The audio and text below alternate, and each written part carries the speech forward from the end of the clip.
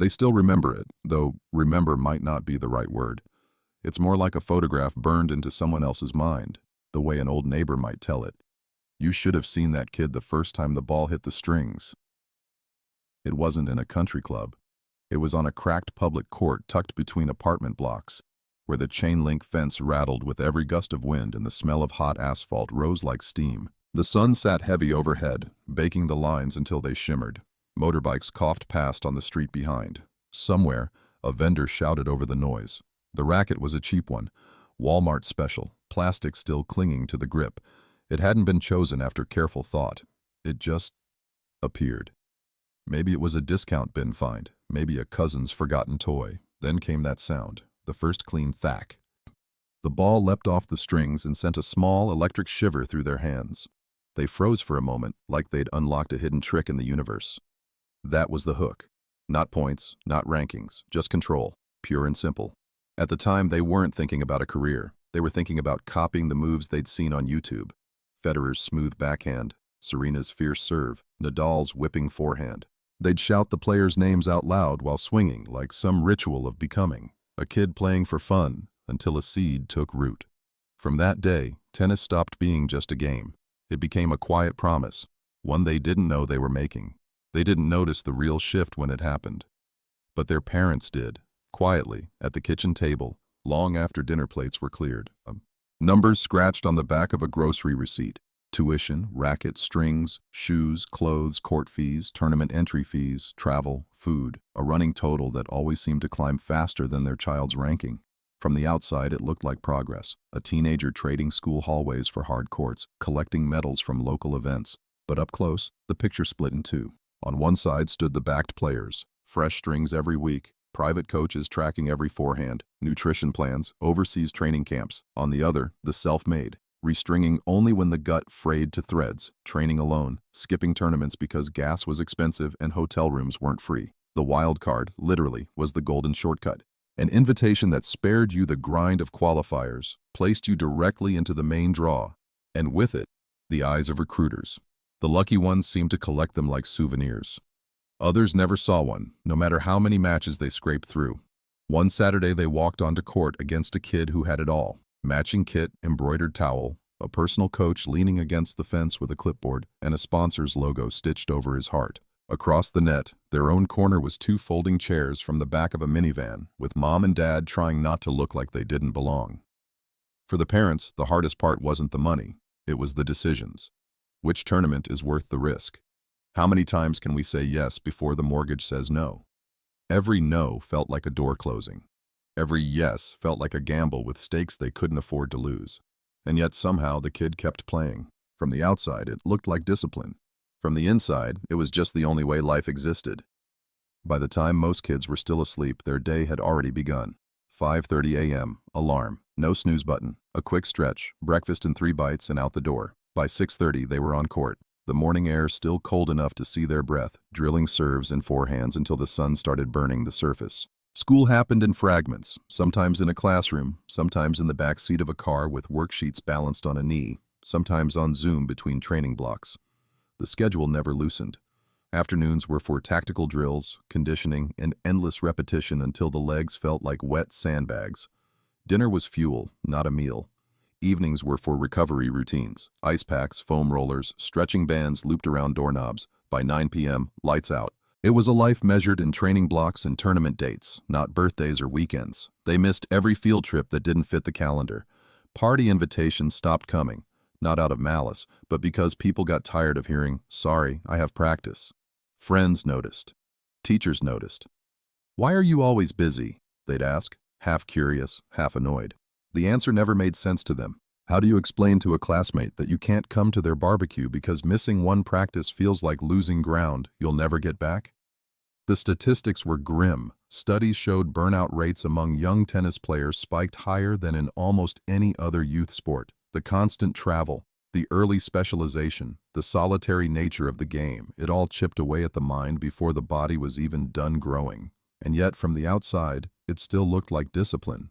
The scoreboard glowed under the afternoon sun, 5-4, serving for the set. From the bleachers, it looked like control. From inside the lines, it felt like the edge of a cliff. 2 points later, the double faults began. The safe shots followed, looping high over the net, avoiding risk like avoiding fire. What had been fearless strokes an hour ago were now careful nudges, each one an unspoken plea not to miss. And in that shift, from attacking to surviving, the match began to slip away. This is what the rankings don't show. The mental toll of playing with your family's budget sitting on your shoulders. Every point lost feels like money burned. Every error feels like a debt you can't repay. Sports psychologists call it playing not to lose. In the junior circuit, it's a plague. The ranking system itself is merciless. Points earned depend on the level of the tournament, and the higher the level, the more doors it opens. Seeded spots, direct entries, wildcards. For some players, those doors swing open automatically. A last name, a connection, a sponsor's nod, and they're on the main draw sheet. For others, every entry is a battle through qualifiers, weeks of grinding for the chance just to be seen. There was that one match, an upset over a top-seeded player. It should have been a breakthrough, but without the right people watching, it dissolved into silence. The other kids still got the call for the next big event. The divide was obvious even before the warm-up. Sponsored juniors arrived with personal coaches, strength trainers, and psychologists in tow. Their gear matched down to the wristbands. Across the net, the self-funded players stood with just their parents, juggling camera phones, water bottles, and folding chairs pulled from the trunk of a car. From the stands, both sides looked like they were playing the same sport. They weren't. The numbers never lied. They just didn't care. A futures title might hand you $2,160. By the time you've paid for the plane ticket, hotel, meals, and the coach you probably can't afford, you're already in the red. A challenger victory could net you $7,000, $10,000, but a week on the road eats $5,000, $8,000 before you even hit the semifinal. ATP 250? Sure, $15,000, $30,000 for a couple of good rounds, if your ranking's high enough to skip qualifiers. If not, the privilege of trying costs extra. Outside the top 100, the tour life doesn't look like glossy Instagram posts. It's hostels with thin walls, late-night grocery store sandwiches, and long-haul buses where your knees press against the seat in front for 8 hours straight. Sometimes, it's splitting a cheap Airbnb with another player chasing the same points you are, two rivals pretending not to care. There's the guy who cracked the top 200 once. Now he gives private lessons between tournaments, or sets up crowdfunding pages just to pay entry fees. The system is unapologetically top-heavy. Prize money, sponsorships, media coverage, they pour into the top 10, trickle into the top 50, and dry up entirely by the time you get to 150. A top player trains with an army, technical coaches, strength trainers, sports psychologists, physios, hitting partners on call. A self-funded pro cobbles together practice courts, hits with whoever's free, tapes their own ankles, and learns recovery hacks from YouTube videos. From a distance, it all still looks like the same sport, but up close, it's not even the same game. By the time people started whispering, the signs had been there for years. The wrist was the first to go, an ache that lingered after matches, then during them, then even while sleeping. The knee followed, complaining every time they took the stairs. The shoulder joined in, waking them at night like an alarm clock they couldn't switch off. An MRI might have told the full story, but there wasn't money for that. Instead, ice packs, over-the-counter painkillers, elastic wraps reused until the Velcro gave out. A few early exits, and the sponsors disappeared. Emails went unanswered.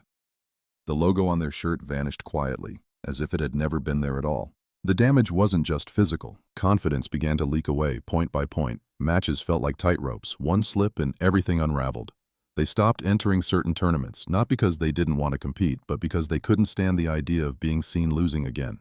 Friends meant well when they said, "I thought you'd retired." It landed like a punch. The numbers didn't lie. The average retirement age in pro tennis hovers around 27-30. The culprits are always the same: chronic injury, financial collapse, burnout. They weren't an exception. They were just next in line. And yet, from the outside, nothing seemed final. No farewell tour, no tearful press conference. Just another name slipping down the rankings until one day it was gone. The last handshake didn't look like an ending. To the few people watching, it was just another post-match ritual, two players meeting at the net, exchanging the same scripted words. But to one of them, it was goodbye. It had been a brutal afternoon, the kind where heat wraps around you like a wet blanket.